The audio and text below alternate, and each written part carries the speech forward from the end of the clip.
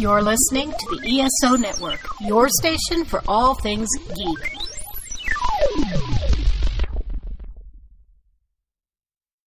I lost you guys. We can hear you, but your screen is frozen. There you are. I'm looking and my Wi-Fi is like secured. It's looking good. I don't know what the deal is. Hey, guess right, what? well, We're talking to each other from across a continent at lightning speed. Things occasionally go wrong.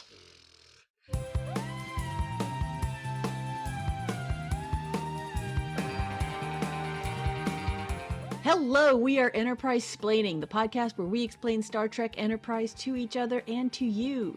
I'm Maria, and these are my co-hosts Bill. Hello! And Jamie. Hi. Today, our mission is a second contact. Last week, I told Bill, Jamie, and our guest Mika what happened in the Star Trek Enterprise episode The Breach. They've now watched the episode and are back with their thoughts. So make sure you listen to last week's episode before you listen to this one. But before we get to the episode, a little reminder that we have merch. Check out the ESO Network TeePublic store at esonetwork.com, or you can look at the link in our show notes. And you can get Enterprise Splaining logo t-shirts and the very adorable Porthos Appreciation Society shirts. So, if you recall, in the episode The Breach, Trip, Malcolm, and Travis go cave spelunking to find some lost Denobulan geologists, and we learn that Travis is an excellent spelunker and Trip and Malcolm are not. And while they are fucking around in the cave, Enterprise helps a transport ship in distress, and one of the injured passengers comes from a race that has huge beef with the Denobulans.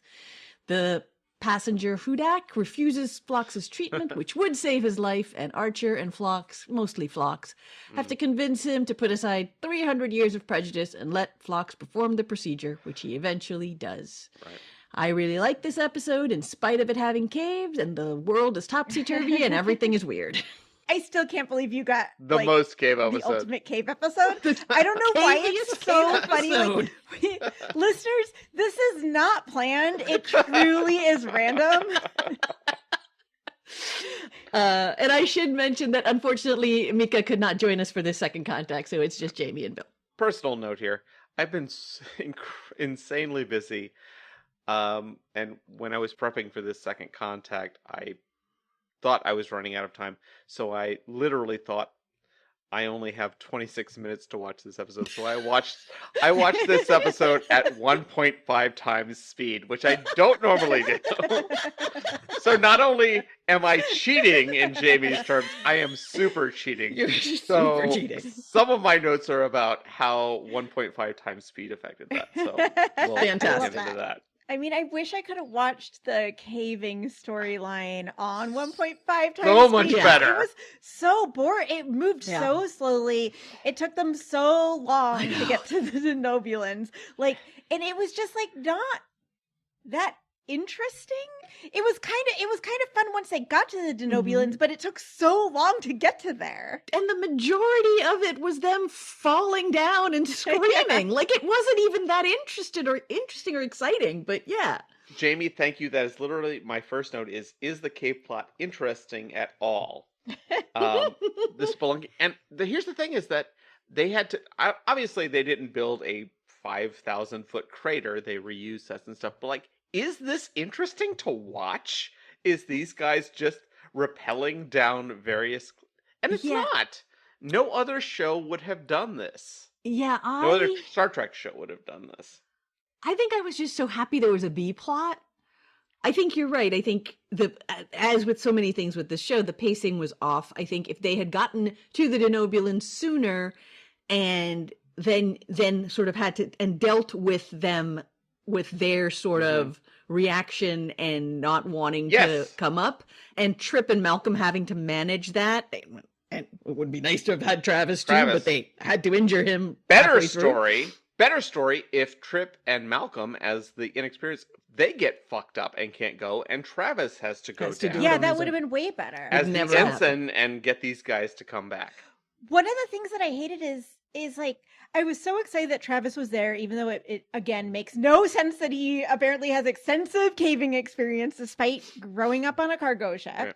But putting that aside, first of all, his pecs looked real good in that desert gear. Just Oh shit, he looked so wanna good in put that out desert there. gear, man. I love Don't it. need to say anything more about that. But we probably will. Even before he got injured, they were sidelining him as a character because they were like, Constantly. oh, he's so Nonsense. good that he would go on way ahead. And then the camera would just be on what Trip and Malcolm are doing. When they like found the thing of rocks, like Travis wasn't even in the scene. I was like, where's Travis? Because he like went on ahead. And then, of course, Travis gets injured and can't go on for no apparent reason. It doesn't really matter to the plot. It's just so that they don't have Travis in the later scenes. Like, it really seems like they have like a total amount of screen time for Travis that's like a max, and they were like, how do we get less Travis?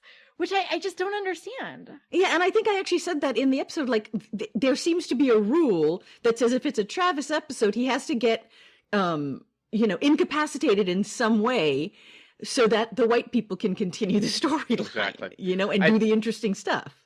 In a just world, this got cut out of the main episode of The Breach, but when we were watching this, when Maria was describing this to us, as they're climbing back up, I asked Maria if, as they're climbing back up, are they singing the Happy Wanderer song, which I remember from the Valkyrie, Valkyrie. And I want to tell you, watching this episode at 1.5 speed, when they slide down the hill, fucking hilarious. It's like watching a Three Stooges short of these guys. I found it very funny at regular speed, just because they were so panicky. And like Malcolm in particular, literally just flailed and screamed. It made me laugh so much that was literally that was his one move. Absolutely hilarious. My favorite part was when Travis was like, okay, he's like, everybody check your safety. And then they all attach to each other. And then he does like hammer the thing. He puts the end into the wall to protect, but then does it so shittily that the second they fall, it's just like, it literally just pops right out. Like, it's not like it's holding them for a while and then like fails. It just immediately pops right out. I was like, what was the point of that? Like, I'm sorry, Travis is supposed to be this like experienced climber and spelunker, and he did that so shittily. Like, it was very funny to me. If it had been a better show, if it felt like it would have been like he was trying to do it and then they kind of fucked around and he found out he couldn't get it in. He didn't get it in strongly enough, but Malcolm had already gone to the edge and then fallen, and so he was only like, that's I think what they were trying to do, but that's not what it looked like, because he put it in and then he turned like he was gonna go, and then they fell. Exactly. So yeah, that did make me laugh. That scene of them just sliding down the hill did make me laugh a lot because it was so ridiculous. I do want to call out one. So when they finally get to the Denobulans, these guys are geologists. They have been in this cave for however long, but they are dressed exactly like flocks. So my note is Denobulans love smocks. They just love a smock. Super comfy, casual clothes. They're like all of the Golden Girls. They just want a really comfortable, like leisure wear suit, no matter what they are doing. It's such a Trek trope for like every species has a species personality, and God. every member of the species has the same personality, and they also have like the same fashion sense, exactly the same outfits all the time. Except for some reason, T'Pol doesn't dress like any other Vulcan. That's for weird. Some reason, but, like, I think we know what the reason is. Like every Romulan is gonna have giant shoulder pads. Like that's just how Romulans dress, which would be okay with a uniform, right? If they were all military, fine, they're uniform. But that's not what it is. Like like the Klingons, you see random civilian Klingons, they're all dressed exactly the same, and the same with the Romulans, right? With all of them. I do want to call out one line here, which Trip is. Obviously my boy, and the Denobulans do not want to leave, and he says, if we don't start moving in the next 6 seconds, I'm going to take out my phase pistol and shoot you in the ass. Which is a line that made me so happy. It reminded me of one of my favorite bad movies, Wrestler's Rhapsody. Get your gun and come with me, or I'm going to shoot your wife in the leg. Whenever Trip gets so frustrated, like we saw this back with Zumos in Kanamar. Like Kanamar. I love a frustrated Trip. Agreed. When there's somebody else that is annoying him so much that he is at the end of his rope, because Trip in general is a very like go with the flow kind of guy. Super laid back. Yeah. You know. And so when something gets to the point that he is just pissed, Right. I love it. Connor Turnier plays that so well. He really does. And I think that's part of like what you guys were saying. Like, had they gotten to the Denobulans faster and we had more of that, I would have eaten that up. That would have been great, right? Like, Yeah, I was sad we didn't get more Denobulans. Like, we could have definitely used less caving stuff on the way to the Denobulans God. and a little bit like if they had gotten rid of one of the earlier scenes, we could have had one more scene with the Denobulans. The Denobulans were funny. I loved them. Who thought that these characters, like, I like these characters generally. Who thought that these three characters repelling for 15 minutes was going to be interesting? And even like, wouldn't it have been nice if like Travis had saved one of their lives or done something really real? So to, again, build those characters and their relationships a little bit. But it did nothing. It had no impact on their on them. So sort of disappointing. What did you guys think about the Spider-Man Denobulans? Spider-Man. Oh my God. Sorry, that was so funny. It was the funniest fucking thing when they just Spider-Man up that wall. I died. And like, I really want to know if that's just like Fox can do that. Like, why is he not all over the walls of sickbay? No, there is one particular subsect of Denobulans, and they are They all become geologists. they are forced into the geologist sect. Somehow I have a feeling that it's never going to come up again. I feel like Star Trek is going to completely forget that the Denobulans can just climb up walls like Spider-Man, and it's never going to come up again, ever. I do want to point out that this made sense in terms of the storytelling because they're trying to find these guys and there's no evidence. They find like their collection boxes that they've left behind, but there's no footprints, there's no pitons, there's no ropes and stuff because they can fucking climb walls. And Mika actually said that. She was talking about like how come they couldn't find them? Like, where is all their equipment? Where are their tracks and stuff? She was right about there should have been tracks, but it made sense that there were no equipment. Oh, that would have been so great if Phlox's wife would have been like, I want to climb you like a wall, Commander Tucker. Like a cave wall. I really hope we get a future scene of like Trip just like asking Phlox about it. I would being love like, Phlox, that so like so much. can you just like climb a wall? Or like Trip's trying to get to something in the warp core. Like, can you just go up there and grab me that? I can't get to it. It would be amazing. But before we move into the heavy part of this episode, I have one further 1.5 times speed note, which was the first note that I made. Faith of the Heart at 1.5 times speed is fucking great. It is a jaunty. I got faith of the heart. Go in my heart, but take me. I got faith. It's like a fucking banjo song. I was jamming to it. Oh my God, it's like those like sped up songs that I feel like were like popular on TikTok where they do like the speed up songs. Exactly, like that's like what it is. Or like Weird Al Yankovic's polkas. Polkas. Polka. I highly recommend, and I hope we can do this for a future episode. Each of you like goes on and watches Faith of the Heart, or just in your own life, just listens to it at 1.5 speed and comes back to the direction because I was super happy with it. I was like, oh shit. So now that we've talked about those idiots in the cave, okay, hold up. So, are you talking about idiots in the cave? Do you mean the Denobulans or Trip and Malcolm? No, Trip and Malcolm. Obviously. Obviously. I love how at no point were you like Travis? No, Travis was fine. Travis was the only competent person there, as far as I could tell, and they injured him. I mean, he knew where to go compared to everyone else. Correct, which is the best you can hope for in this show. Yes. Uh-huh. But before we get into the actual interesting storyline with Phlox and Hudak, how about Hoshi and that Tribble? Hoshi's face when Phlox fed the Tribble to one of his creatures was so perfect. She is such a comedy queen. Right. So like good. Hoshi is somebody who the other characters, they always use her so that the other characters can play off of her, not as a character in her own right. She's a little bit like Travis in that way, but Linda Park is so talented. I wonder what the commonality is between those two characters. I wonder. But Linda Park is so talented that she's kind of able to like rise above her little bit parts and turn it into something really memorable and funny. Like that scene was mainly just so Phlox would have somebody to show the trouble to and to talk to, and then, but then even just like the little things, like the look on her face was so perfect.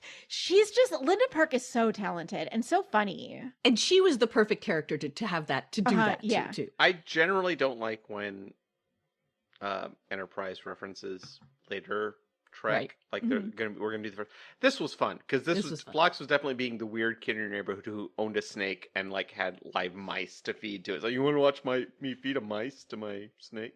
All right, so let's get into the plot that I actually really enjoyed. Phlox and Hudak. What do you guys think? Something that occurred to me in a previous episode, Phlox brought up that Denobulans used to believe that they were the only intelligent race in the universe, and then they found it, and then that caused the seismic shift. And I wondered if that was flavor for this. Is that there was the episode of TNG, I think it was literally called First Contact, where the first contact more or less failed because the alien race was at that state would be unable to accept that they were the primary race. They were the chosen people. You know. Yeah, I think they've done so much great. I think maybe Phlox might be the most developed character, like in terms of they've done a lot of groundwork for this episode. So much, I mean, so much groundwork. Like bringing up his son again, where it's like we got hints of that earlier. I can't think of any other character where we have these like hints about their background or things, but like it's going to be paid off later.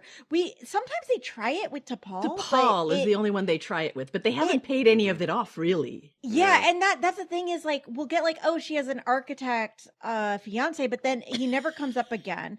And usually with her, when something comes up, it's the first time we're hearing about it because it matters for that episode. And I brought this up before. This is the benefit of Phlox being a race we have not met before, because we know Vulcans, and these Vulcans are not the Vulcans that we know, and there's a dissonance there. Yeah.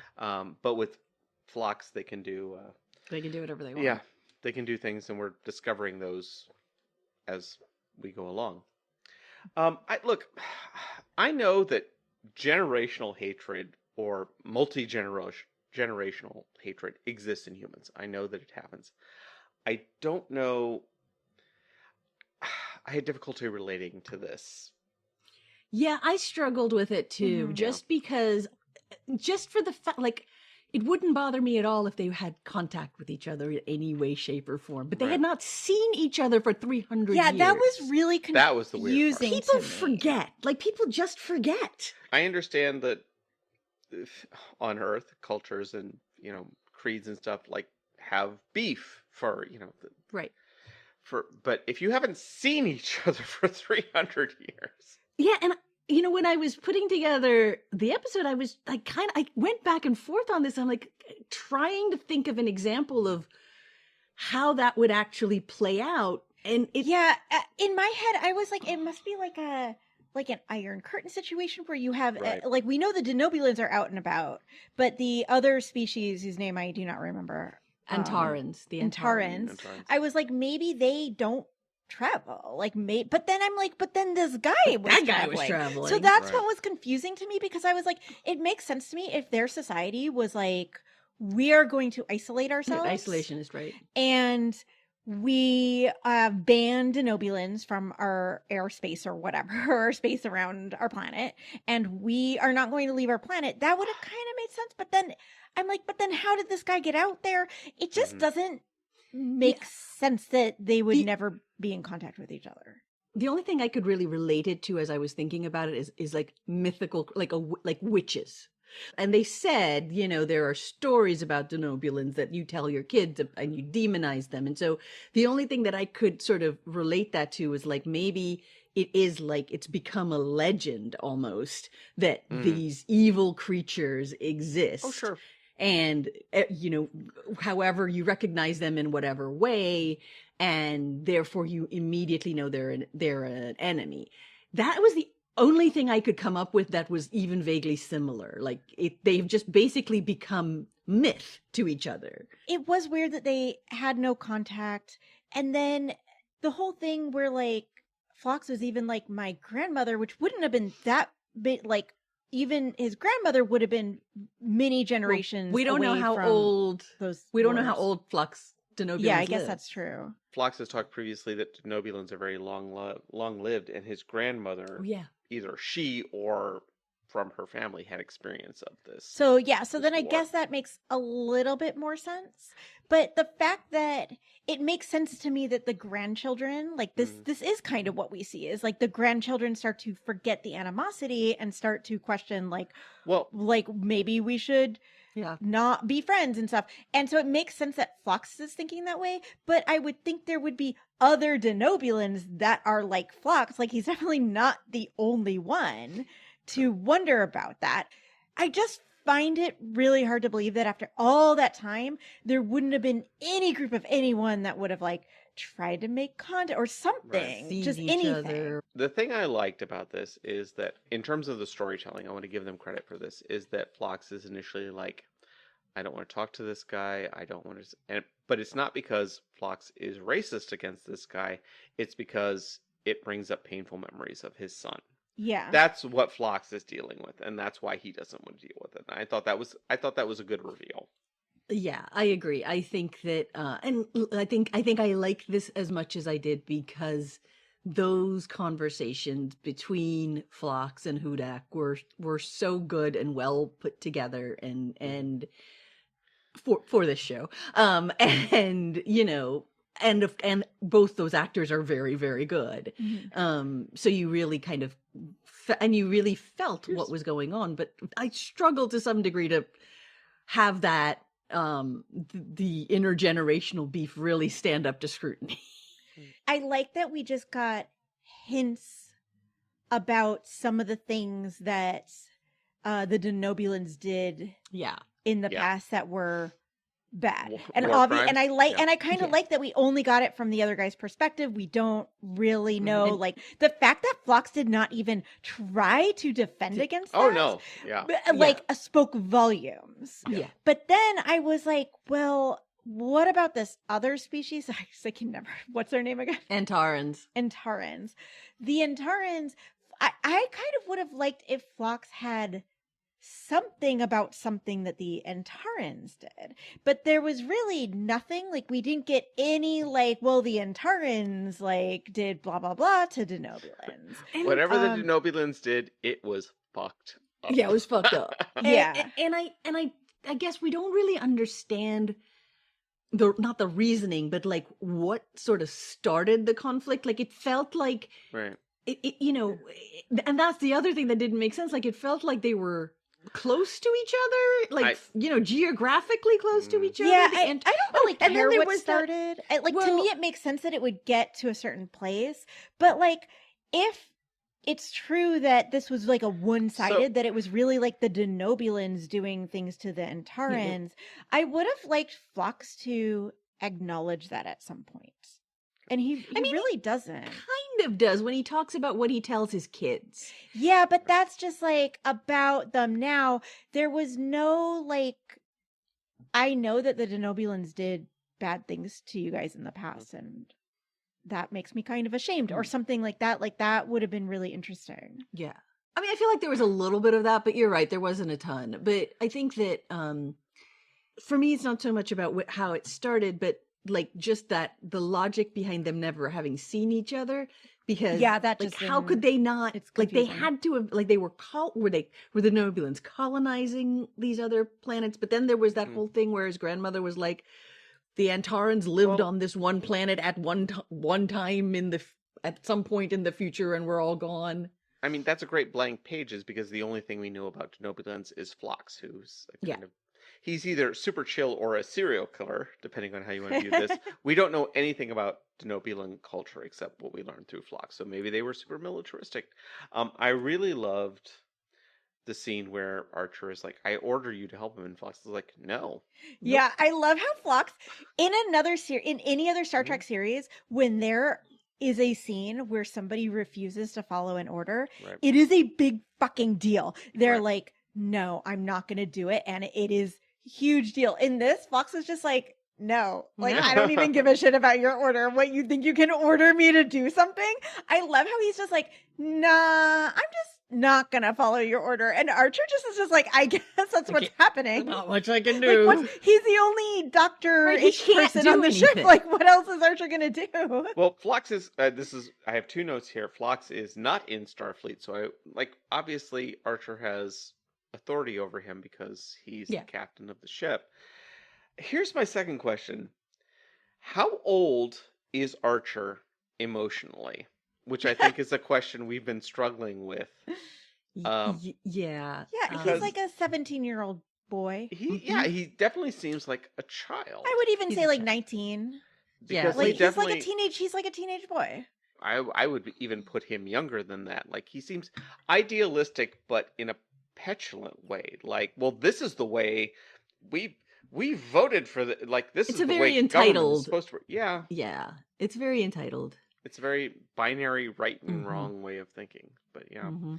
Archer, like, finally being like, I order you. And Phlox just being like, nah. No. I loved it. Yeah, I loved it. How about the emotions we saw from Phlox? Like, Phlox was all over the place. It was so Well- unusual. This was the angriest I think I've ever seen Phlox. I don't think I've ever seen him angry the way he was angry in this.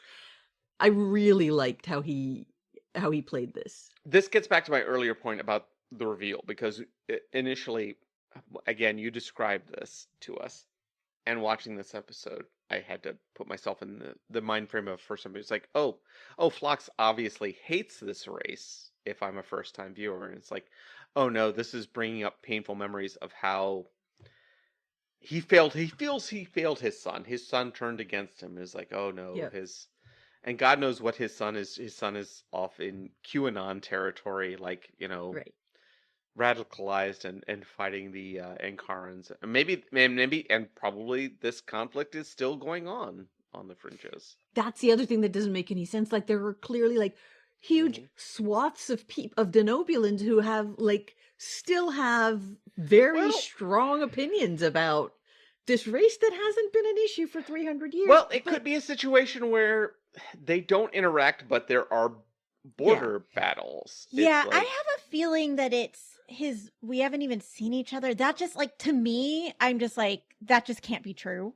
Mhm. So Yeah. I do feel like it's more that there's just very little contact, and Well, that maybe there is like some other stuff, or there's probably still conspiracies, like things go Right. wrong on Denobula. There's probably people who are like, I bet it's the Antarans doing blah blah they're blah. the elves are spoiling the milk. Mhm. And this is also an issue that Phlox has three wives? Phlox has 3 wives? 3 wives, yeah. 3 wives, yeah. So maybe one family. So he has 3 wives, and maybe the grandmother of the 3rd wife. Maybe that part of the family is the Oh, that's true. We don't know. fucked up part of the family. It's not like they're all a homogeny living together in a Right. community. That this is the Yeah. Branch family that broke off. But I did find the son, like Maria, you said like going MAGA, like that's definitely like what it felt That's what it felt like, like. and It- it is so relatable. Particularly to have, like, a right family now. member This just is- like go down like a path, and get radicalized, and then it's to the point where like you essentially have to be estranged from them because Yeah.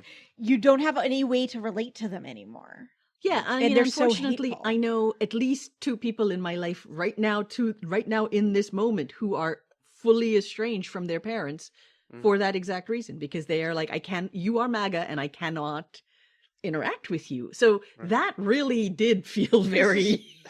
This is one of those weird moments where we're watching the show. It's like, do they know what they're, and I feel like Yeah. the episode knows what it's talking about, but Yeah.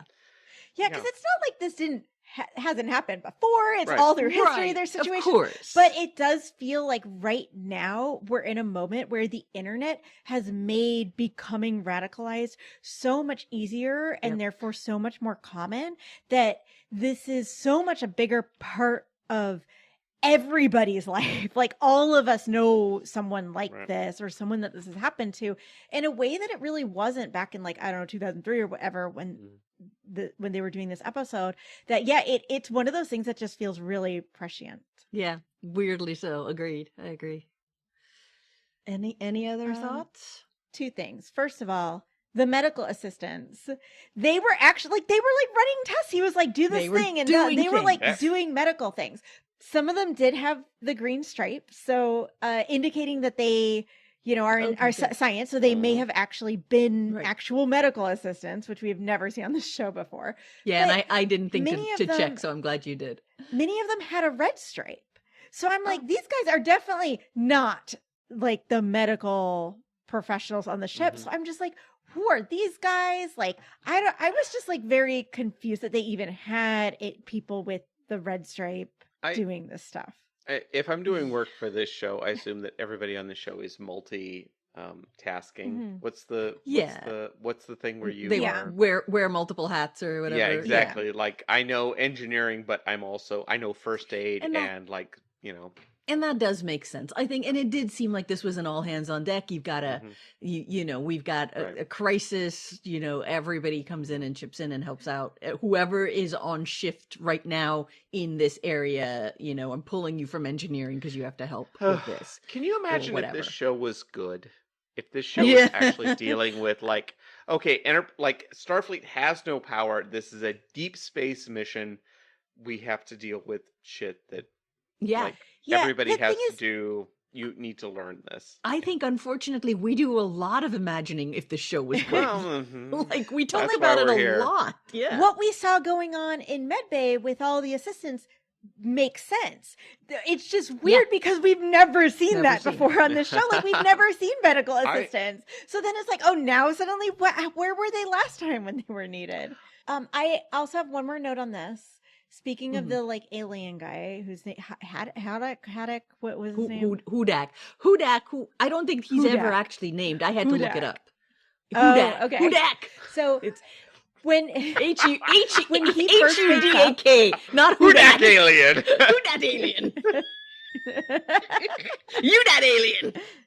so when Hudat first wakes up in medbay, so like when they bring him in, he's originally unconscious. When he first wakes up, he's like all confused. He's looking around. He says, "Where am I?" And Archer responds, "You're on my ship." Yeah, which is so funny, terrifying.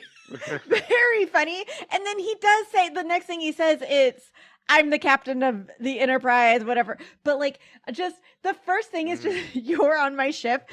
So funny, such a funny thing to say to this man who like was unconscious and woke up on your ship. Yeah, he sounds like a fucking serial killer. Like if you are knocked out and wake up in somebody's room and they're like, "You're in my house," I would be terrified. I have one more like stray thought. Maria, you said it looked like he was eating a chocolate pudding. Chocolate something, yeah. It was very clearly a blueberry pie. What? It was a pie. It like had a pie crust. I don't know 100% that it was blueberry, but it looked like blueberry. Some sort of a I'm like, pie.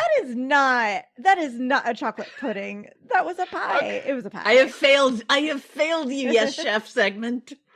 It was such a good looking pie too. I may have made this joke before. How great it would have been if Paul just started fucking with his food, just started mashing it with a fork. It's like, how do you like it now? Give me a bite of that. Oh, you don't want me to sit with you? Here. Well, I'll just eat this. Let me hold it up to your face. Pretty good episode. Well, let me qualify this. I liked the flux part of it a lot.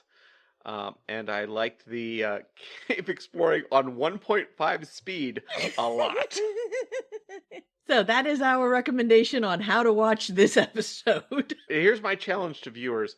Go back and watch Faith of the Heart on 1.5 speed and post your... it's either email us or post your experiences on Blue Sky, because I think Please. it's a much better song at 1.5 speed. We should do a hashtag Face of the Heart at 1.5 speed. Great. Now it is time for Memory Alpha, where Jamie tells us about a weird or funny page that she found Cannot wait. on Memory Alpha. What you got, Jamie? So, in this episode, Bill, you pulled out the line that Trip said to the Denobulan geologist, if you don't start moving in the next 5 seconds, I'm going to take out my phase pistol and shoot you in the ass. My boy. And I know I previously talked about the Memory Alpha page for profanity that has like a list of human profanity and a whole bunch of things. Oh, yeah. Mm-hmm. So I checked it, and sure enough, it has a section for ass. Of course. And unlike last time we talked about the section for bitch, and it didn't have like a definition or anything. It just had references. Mhm. This one had a definition. But before I say it, I want to ask you guys, if you guys had to define the profanity ass, how would you define it? A profane reference to the posterior of bipedal beings. Usually related to the rectum. Yeah, I would come up with something similar, I think. Right. Yeah. This is the Well, we all know that anybody on Memory Alpha is like, it's like Memory Alpha is literally written by aliens. Like, it's people who think they know what this means, but they don't. The definition of ass, according to Memory Alpha. The word ass was a slang term for fool, someone's buttocks. So someone's buttocks or a member of the horse family, especially in terms of a jackass. Badass usually referred to someone who was admired for their strength, Sure. often considered macho. Asshole, by contrast, tended to refer to an especially unpleasant individual. Wait. And the reason I brought this up is because I thought it didn't even mention butts. But now that I'm reading it on here, it does say someone's buttock. Well, now I'm curious when has asshole come up in Star Trek? It did not. Well, maybe it did. okay. I don't know. I didn't. Okay, there's not a link to it. Okay, or not a citation. It would okay. probably be. It probably is, but there were so many citations, I didn't look at all of them. But I was going to be like, how crazy is it that they don't even mention that it's a slang term for butt? Yeah. So I thought that I was going to be like, how crazy, guys. They don't even mention butts, but it turns out now that I read it, they do. So I guess it's not as bad of a definition as I thought it was. Mm-hmm. But I do want to mention that there are 10 references listed for the word ass being used in Star Trek. Only one of them is a reference to Enterprise, but it is not this episode. Is it an episode we've seen before? It is an episode we've seen. Okay. So do you guys remember the other ass. time that ass was mentioned? Ass. I'm drawing a complete blank. It was actually in the pilot, Broken Bow. Archer said to Saval accused Archer of being irrational, and Archer responded, "You don't know how much restraint I'm exercising to keep from knocking you on your Vulcan ass." Oh. Do not remember that. All right. Yeah, me either. I remember Archer threatening him. Mm-hmm. Yeah, vaguely. I remember that, but I don't remember. That must have been this. But I do want to mention, sorry, going back to the definition, the word ass was a slang term for a fool. Is it? An ass? Oh, yeah. You're an ass. I think an ass is like a jerk, not a fool. No, I'd agree with that. I think of it as a fool. Yeah. Really? Yeah. Ass as a fool. Oh, yeah. No, I agree particularly with that. jackass. Like, yeah, this jackass. That's very kind Shakespearean. But like, mm-hmm. Okay. I mean, it's both. It can. Well, that goes certainly back be used to as both, but it's all context. Bottom from Midsummer Night's Dream was literally transformed into an ass. Yeah. Mm-hmm. Oh, speaking of Shakespeare, sorry to go all the way back to the episode again. Why is this episode called The Breach? I said the same thing, but apparently, do we think it's a Shakespeare reference? Like that's all I can think. No, it's. I think Mika just said it was spelunking is going the into the spelunking breach, thing. But it made no. I said the same thing, but Mika was like, no. She seemed to think that was a common term in spelunking or not uncommon term. In I don't remember stuff. that. Yeah, Mika had so many amazing things to say, and I learned so much that my brain was like, it was already overwhelming. Yeah, no, I learned so many things from Mika. Right.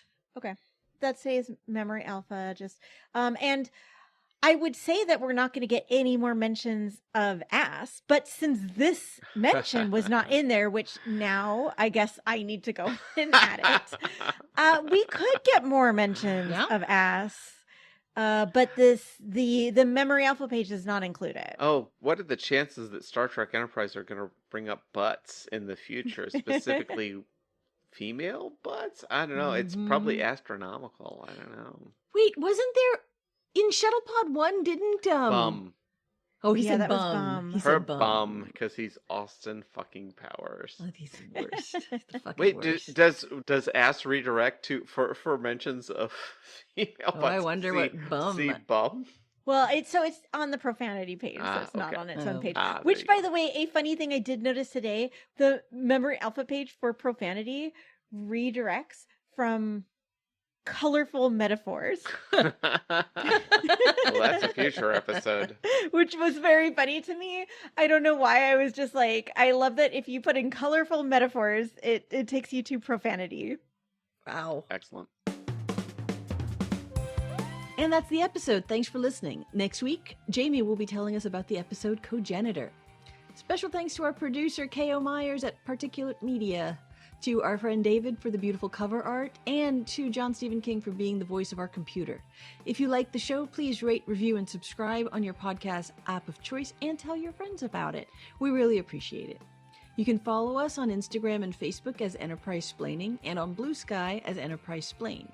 You can also email us any comments or questions such as, how do you think a tribble tastes? And maybe was that the pie that Phlox was eating? To enterprisesplaining@gmail.com. We would love to hear from you. If you'd like to support this podcast, you can find us at Buy Me a Coffee as Enterprise Splaining. We will see you next week. Bye. Bye. Bye.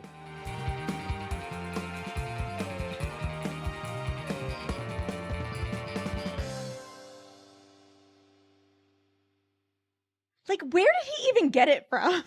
And then did he get it just to feed he just has one of them? Right, that's the question. Because he actually... Or is he raising them for food? Probably. Well, I don't know, because he said they're very hard to acquire, and then he immediately fed it to his... Yeah, that's why I was like- confused. Well, we're assuming that's the only tribble he had, which is probably not You're true. right. So he might Yeah, have more. that's why I was saying, I wonder if he's raising them for food. Like, Yeah. if he has this species that Right. eats tribbles, and that's great because tribbles Right. procreate so much that he could just, like, have a tribble, Right. start with a tribble, and then every time it makes a new tribble, just, like, feed Just the feed it to tribble, the thing. and then it's never getting out of control. Like those ads you used to see in magazines in the 70s. Raise chinchillas for money.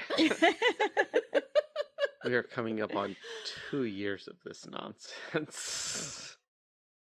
Reasons why you should be listening to the Modern Musicology Podcast. 1. Rob is a music journalist and radio host. 2. Stephanie played drums in a 90s band called the Aquanettas and works at major record labels. 3. Anthony was once the webmaster of the official Marillion website. And 4. Alan is a drummer who played in Kiss, Heart, Bowie, and Kate Bush tribute bands. 4 hosts with different backgrounds, but all obsessed with music. Modern Musicology, the podcast for serious music fans, part of the ESO Network.